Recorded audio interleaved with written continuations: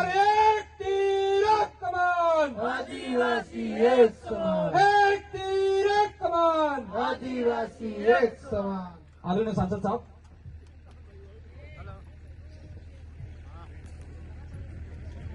सबने जय जोहार। बोलिए गोविंद गुरु महाराज की, बोलिए मामा बालेश्वर की। आज बागीदोरा विधानसभा के गांगड़तलाई ब्लॉक में ब्लॉक स्तरीय भारत आदिवासी पार्टी का कार्यक्रम एवं विधायक मत से सड़क शिलान्यास कार्यक्रम में पूरा ब्लॉक तक के पधारेला पंडाल में विराजमान बड़े बुजुर्ग, माताएं, बहनें, युवा साथी और मंच पे यहाँ हमारे जो महापुरुष हैं, जिन महापुरुषों ने इस देश को आजाद कराने में आदिवासी, दलित, पिछड़ा, गरीब समुदाय को अधिकार दिलाने में अपना योगदान दिया और शहादत प्राप्त की, उन महापुरुषों को नमन। हमारे बीच में भारत आदिवासी पार्टी से बागीदोरा विधायक भाई जयकृष्ण जी पटेल, साथ ही इस मंच पे विराजमान राष्ट्रीय सदस्य हीरालाल जी दावा एवं तमाम भारत आदिवासी पार्टी के पदाधिकारी गण, सरपंच गण, सारे ब्लॉक मंडल से पदाधिकारी गण और सामाजिक विंगों के पदाधिकारी गण, आप सभी को और इस पंडाल में विराजमान और पंडाल देके बाहर पहला खुला आसमान में बढ़िया बैठाण है तो भजने आप सबने दिल थे खूब खूब धन्यवाद। तमे हेते मळीने लोकसभा में भारी बहुमत आल्यू, उपचुनाव में बहुमत आल्यू और आपने हमें जिता के दिल्ली और जयपुर भेजने का काम किया, इसके लिए तहे दिल से आप सबको खूब खूब धन्यवाद। आज बार जो तस्वीर आई थी हमारी, ये अपने जी भाई है અને બાજી હાથ थकी पूरी पेंटिंग की थी, कलर लेने और कलर लेके हाथ से पेंटिंग की। एक कैमरा थकी खिसेलो फोटो पसे भेजन कड़ाई लाग जेवनी है, उस भाई ने हाथ से बनाया है एज इट इज, मतलब कहे कि सेम मार हर कुछ फोटो एज इट इज उन्होंने हाथ से बनाया है।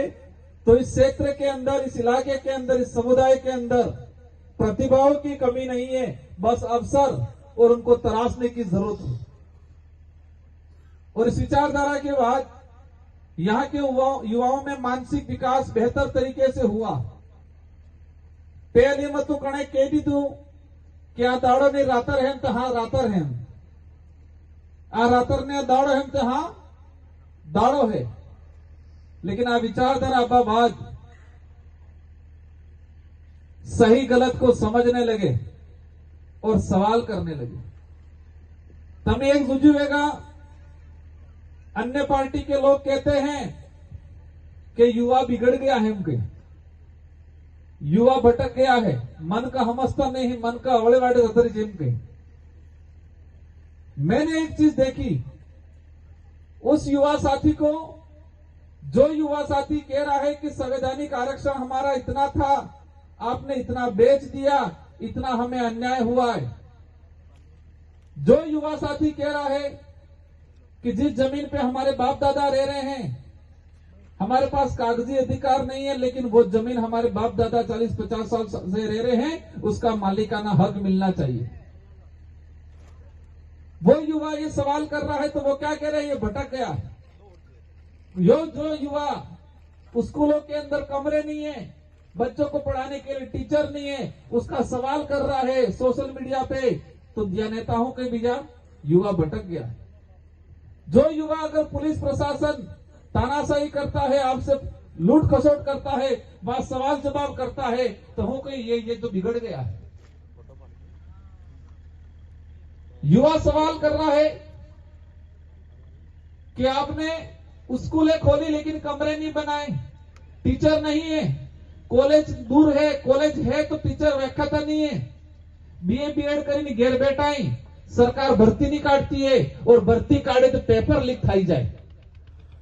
तब युवा सवाल कर रहा है तो कहीं आ भटकी गया है। और उनकी नजर में सही कौन सा बताए? जो हां में हां मिला रहे। जो व्यक्ति हां में हां मिला रहे, हां बराबर है कहीं। जिस व्यक्ति ने हां में हां मिला दी और कांग्रेस बीजेपी की झंडी लेके हां ठीक है तुम आरक्षण बेचो हम तुम्हारे साथ इन कह दी तू तो ये आदमी हूं हां बराबर है उनके। आज जिस तरह से यहां स्थिति बनी हुई है, ये पूरा हमारा आदिवासी बाहुल्य क्षेत्र उदयपुर संभाग और उदयपुर संभाग राजस्थान के अंदर सबसे पिछड़ा हुआ इलाका है। कुपोषण मामले में मतलब कमजोर, शारीरिक रूप से कमजोर राजस्थान के अंदर देखा जाए तो इसी डूंगरपुर, बांसवाड़ा, प्रतापगढ़, सिरोही ये आदिवासी इलाका ही शारीरिक रूप से मतलब कुपोषित इलाका, एनीमिया के रूप में जाना जाता है हमारा इलाका। शिक्षा की कमी, साक्षरता दर पूरे राजस्थान में हमारे इलाके में सबसे कम। बेरोजगारों की संख्या हमारे इलाके में ज्यादा।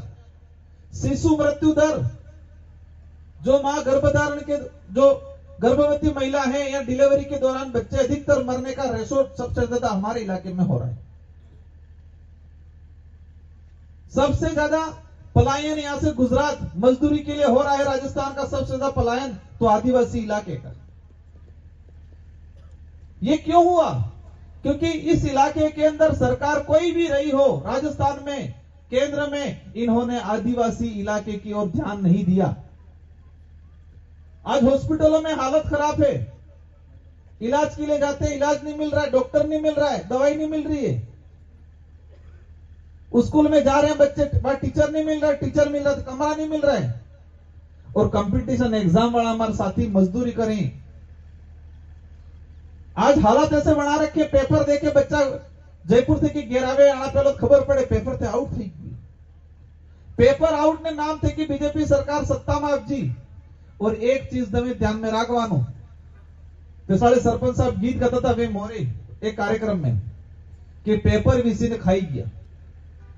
जो टीचर फर्जी तरीके से टीचर बन के आएगा, क्या वो बच्चों को पढ़ाएगा? जो पुलिस अधिकारी पेपर खरीद के नौकरी लग जाएगा, क्या वो जनता की सेवा करेगा? जी डॉक्टर कार्य बणियोनी डिग्री फर्जी लावी डॉक्टर बनी आ जाएगा, क्या लोगों ने इलाज करेगा? तो इन सरकारों ने लाइब्रेरियन भर्ती में फर्जीवाड़ा करवाया, रीट भर्ती में फर्जीवाड़ा करवाया, एसआई भर्ती में भी फर्जीवाड़ा करवाया। और जो हमारे यहाँ पे एक दो बच्चियां एसआई बनी, गरीब परिवार से रात दिन मेहनत करके बेचारे उन पे संकट आने की नौबत हुई। हर भर्ती में सरकार कांग्रेस की हो या बीजेपी की हो, सरकार सत्ता बदलती है, व्यवस्था नहीं बदल रही है। जो चोरी करने वाले व्यक्ति कांग्रेस उतरण कांग्रेस में रहेगा, पसे बीजेपी आप तुम बीजेपी में जाता नहीं, पासी कांग्रेस आप तुम पासी कांग्रेस में जाता रहेगा। यही स्थिति की वजह से हमारे इलाके के अंदर कई बेरोजगार युवा रात दिन मेहनत करने के बावजूद नौकरी नहीं लगे, ओवरेज होने आगे बेचारे बीए बीएड डिग्री धारी लड़कों को आज नरेगा में या गुजरात मजदूरी के लिए जाना पड़ रहा है। नरेगा भी थी, रोजगार गारंटी बंद कर दी थी। मेरी दिशा की बैठक डूंगरपुर लड़ाई था जितने जुजुएगा, एक सांसद था तभी जुजुएगा। मेरी उम्र 32 साल और वो 60 साल के, पर जवानी तिलन आप जीते लागो।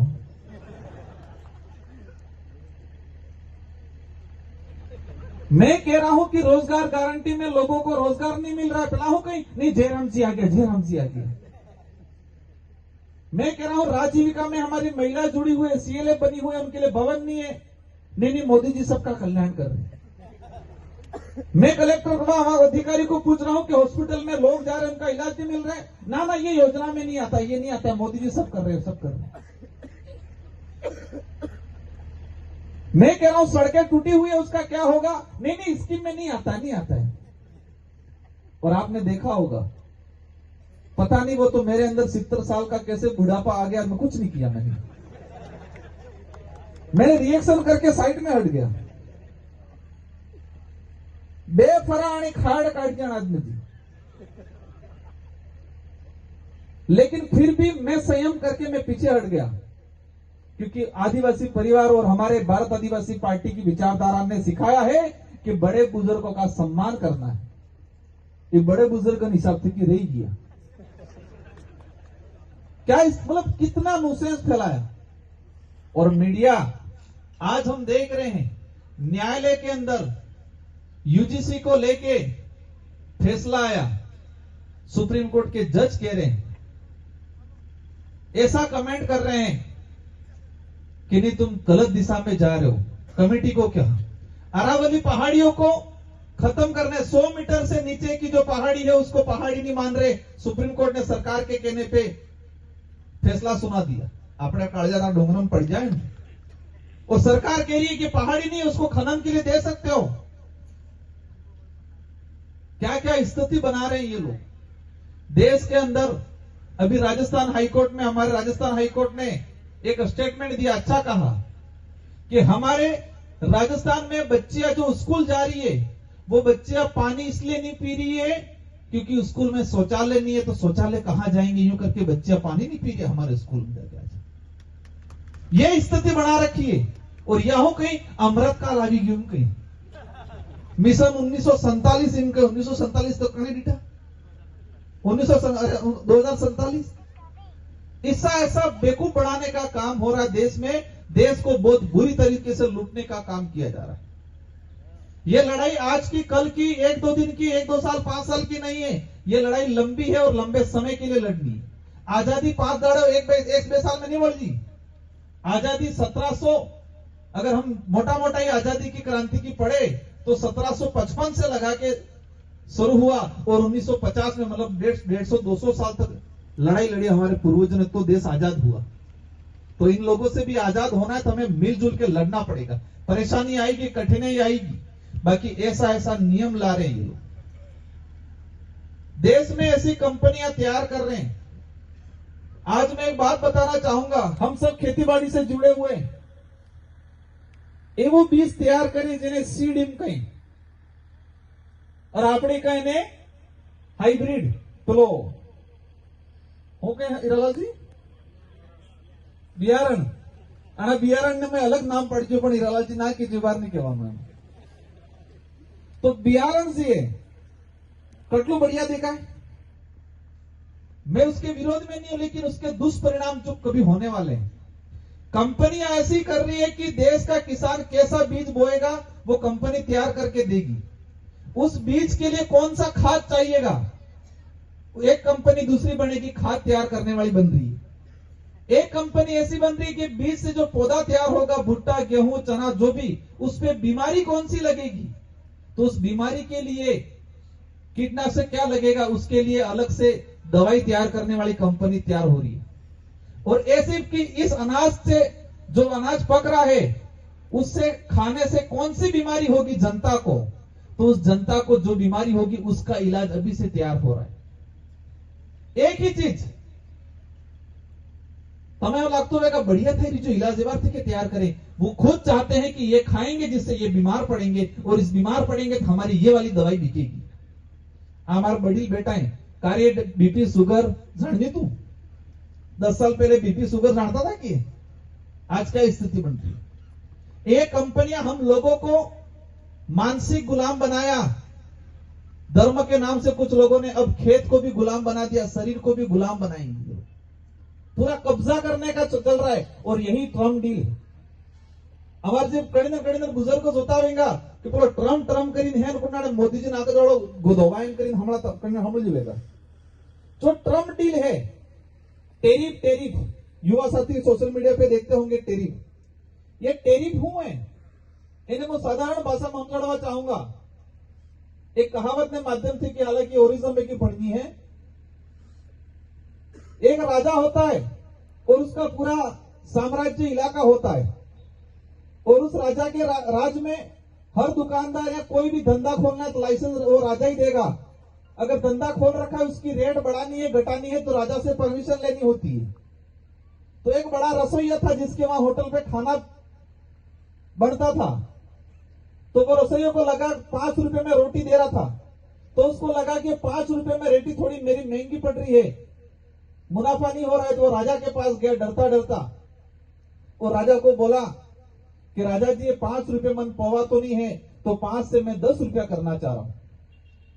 उसके मन में यह था कि मैं 10 रुपया कहूंगा तो राजा जी लास्ट में 7 रुपया तक तो क्या बोल देंगे, लाइसेंस डाल देंगे। तो राजा ने 3-4 मंत्री संतरी थे, उनको बुलाया, कानाफूसी की, और फिर कहा कि तू 25 रुपया कर दे एक रोटी का। तो जो रसोईया पूछने गया था दुकानदार कि मैं 5 रुपए की रोटी को 10 रुपया करना चाह रहा हूं, लास्ट तो 7 रुपया तो राजा जी कर ही देंगे, इस उम्मीद से गया था, और उसने जाकर सुना कि तू 25 रुपया कर दे, तो वो आदमी विचार पड़ी क्यों, क्या होता है क्यों। फिर वो राजा जी ऐसे कैसे, मैं 10 रुपया ना, तू जा और कल से बोर्ड लगा देना कि आज से रोटी 25 रुपए में मिलेगी। वो तो खुश था ही क्यों, जाता जो बोर्ड लगा दी दो, और लगा दिया कि आज से रोटी 25 रुपए होगी राज्य में। फिर होता क्या है, पूरे राज्य की जनता भड़क गई कि जो रोटी कल 5 रुपए में मिल रही थी आज 25 रुपया हो गई। जनता ने पूरे राज्य में विरोध हो गया, हाहाकार मच गया, सारी जनता राजा भाई की दरबार बोला कि राज्य में ऐसे ऐसे हो रहा है, उसने 5 रुपए से 25 रुपया कर दिया, रोटी महंगी कर दी, नारे लगाड़ी दीदा कि व्यापारी हाय हाय, उसको फांसी दो, उसको हटाओ। राजा ने कहा उस मुलजिम को बुलाओ, सिपाही के प्लान लाइन बेड़, जो तेने ऐसे कैसे किया, गुनाह किया तेने बड़ा, और तेरे को मैं थोड़ी बहुत सजा सुनाती, 7 कोड़े दूंगा, 7 कोड़े लगाएंगे, और मैं आदेश देता हूं कि ये रोटी 15 रुपए में बेचेगा तू। जनता खुश, राजा जी जिंदाबाद जिंदाबाद लगा दी तू। कहानी समझ में आप जी। राजा ने धीरे से बुला के कहा तू 10 चाह रहा था, मैंने 15 करा दिया, 5 मेरा न 5 तेरा। और जनता नारा लगाते थे कि नकली गई कि राजा जी जिंदाबाद जिंदाबाद। यही क्राउन डील है, यही टैरिफ है, यही टैरिफ है। 3.5 रुपया था, मतलब 3% के आसपास था, उन्होंने 50 करा दिया, 50 से 25, और फिर कह दिया मोदी जी का डंका बज गया, टैरिफ 18% हो गया, ट्रम्प को झुकना पड़ा। इन सैलरी यही ट्रम्प डील है। तो देश में बहुत कुछ हो रहा है, हमारी भोली भाली जनता को छोटे मोटे मामलों में यहां पर गुमराह किया जा रहा है। लेकिन देश में जितना अंग्रेजों ने नहीं लूटा था, इतना आज के समय में लूटा जा रहा है। और ये चीज देखा है मैंने कि कांग्रेस और बीजेपी दोनों में ज्यादा कोई अंतर नहीं। यहां डूंगरपुर बांसवाड़ा में विशेष कर हो, भले माते हैं थोड़ा बहुत, लेकिन आगे बिल्कुल नहीं, अंदर तक खाने रात्रि एक उस नहीं पिलास नहीं जाता है। मालवीय जी जाता रहे बीजेपी में, बामणिया जी कहीं मालवीय जी चोर थे, और मालवीय जी कहीं कि बामणिया भी नमक मिर्च खा गया उनके। एक बार पासा बीजेपी देखिए कांग्रेस में जा बाबड़िया जी कहीं बहुत बढ़िया एम करी थापड़ी हाँ बताना जुझे ना जुझा मीडिया क्या थापड़ी हाँ बताना।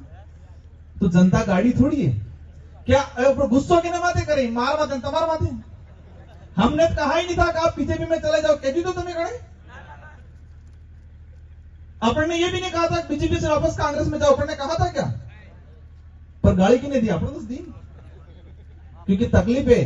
कांग्रेस वाले सिर्फ बाप पार्टी को टारगेट कर रहे हैं, और बीजेपी वाले भी सिर्फ बाप पार्टी को टारगेट कर रहे हैं। और बाप पार्टी आई, हमारे विधायक और हम सांसद बने 2 साल हो रहे भाई, सिर्फ 2 साल हो रहे।